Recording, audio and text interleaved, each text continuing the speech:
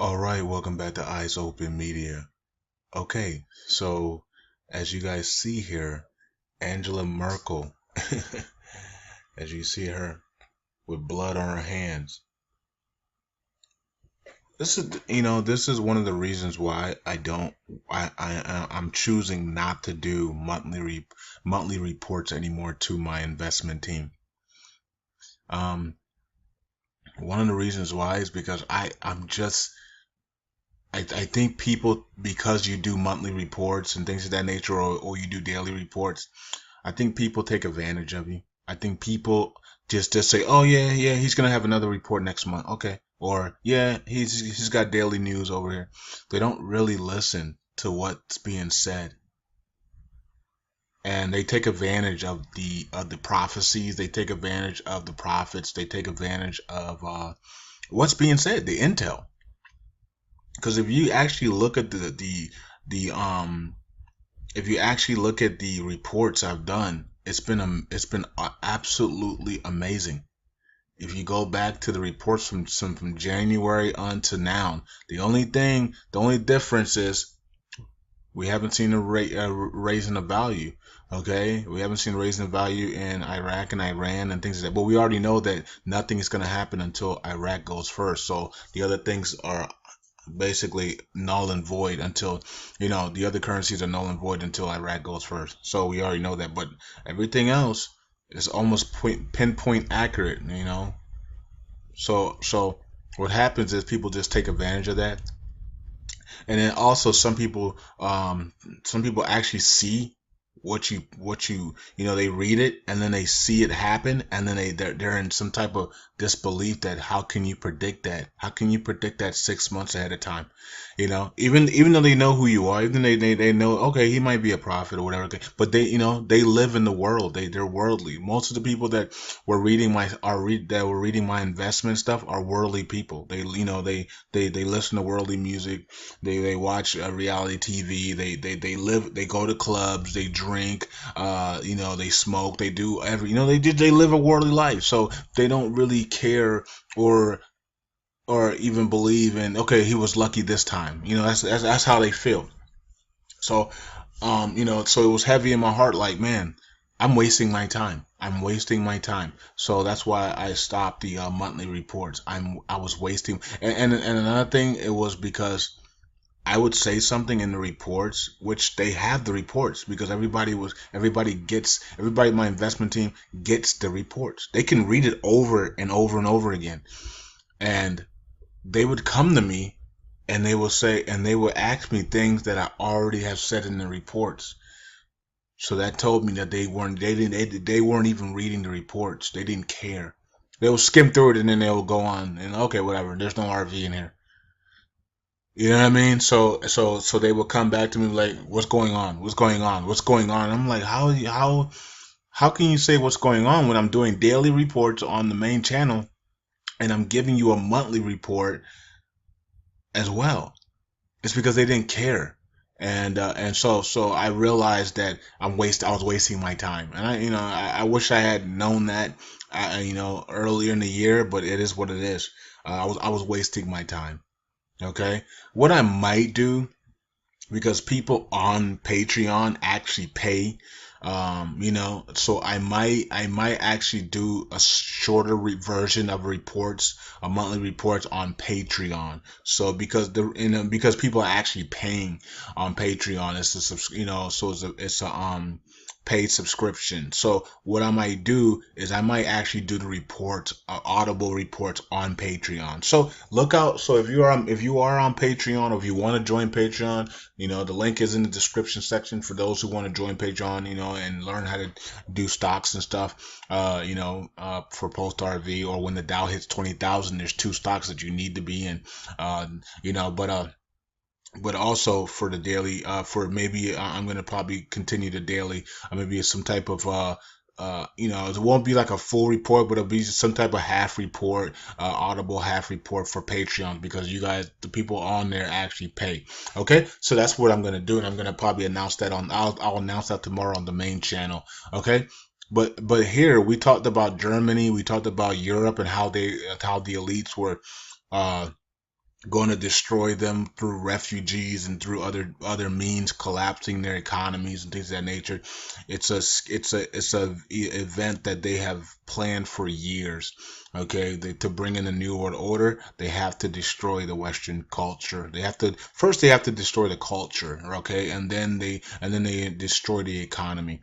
So that's what they're doing. They're flooding refugees in, and Angela Merkel is part of it. She sold her soul to do this for this. This is why she has flooded in so many refugees. She knows it's going to destroy the country. That's what they put her in there for. I told you guys over and over again, when they put a woman in there, because there's going to be destruction coming.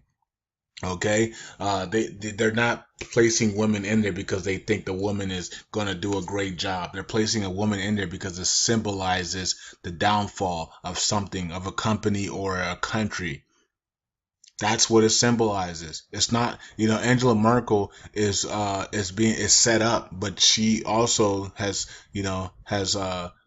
sold her soul for this as well. So she's part of the elite. She's part of this, and she also looks like Hillary Clinton a little bit. And people are saying that could be her, side sister or sister-in-law or something. They're related in somehow. They look related. They actually do look related. And I ain't gonna lie, I didn't never notice that until somebody told me that, and then I looked at them both and I said, oh my gosh, I didn't even recognize that. They look the same. And they have almost the same type of policies. So if Hillary gets in there, people are going to be doing the exact same thing with Hillary Clinton's face on here with blood on her hands. Shoot, Hillary Clinton already has blood on her hands. She has Benghazi and Fast and the Furious scandal and all the other things that have happened. Shoot, and shoot, and we're about and people are about to pick her as a president. Jeez. You know what I mean? So you can only imagine what Hillary will do as president. So this is a warning to people in America that what Hillary Clinton is gonna do. Okay, so if Angela Merkel, who looks related to her, is doing this in Germany, you can only imagine what's going to happen in America if Hillary becomes president.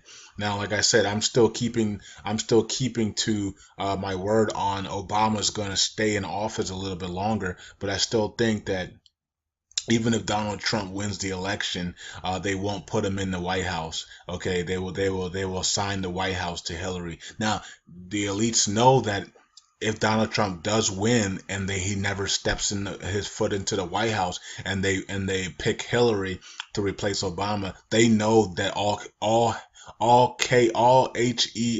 chaos is going to happen in America, because the American people are going to feel like they've been robbed. And of course, so many people are going to pick up their guns and they're going to go on a killing sprees. Okay? Because they're going to be so upset that Donald Trump won the election but cannot be the president. They picked Hillary. That would be a nightmare. You don't want to be in America when that happens. Point, you know what I mean? Like, I'm giving you guys a fair warning.